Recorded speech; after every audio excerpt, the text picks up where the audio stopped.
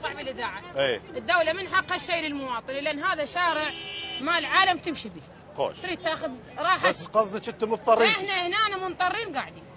الدوله من حقها الشيء للناس. برايك شنو الحل؟ الري يسوون مكانات للعالم. اذا انتم هسه متجاوزين على اي الرصيف. متجاوزين. احنا متجاوزين ومن حقها الدوله الشيء لنا. والله العظيم. انت هم تشتغلين بالخضروات؟ اي. من حقنا اللي نخلي يسووا لها العالم سوق، يسووا لها محلات ويقعدونها بيه. زين، ما عندك حتى لو عدي ما حد يطلب هذا الوقت. ما حد ينطب. اي اخوك جيبك. صحيح. اذا ما عندك فلس ما تسوى فلس. انا مره اشتغل اذبن على نفسي، اريد ازور، اريد اكل، اريد اشرب، اريد البس. حقك. استكلف من اجل الواحد الطيب. اسال السؤال، حضرتك متزوجه؟ لا. ما متزوجه. ما متزوجه. بس تشتغلين حتى تعيشين اهلك. انا وامي نشتغل، احنا ما عايزين الحمد لله، بس احنا ما نريد نقول الواحد الطيب. اي عافيه. اي بعزه. والعمل شرف. العمل شرف، ما دام طلع على شرف الله وابن ادم يدري بيه. الحمد لله وشكرا. الحمد لله. فهاي العالم طايحه بشده. هذا شارع مال دوله.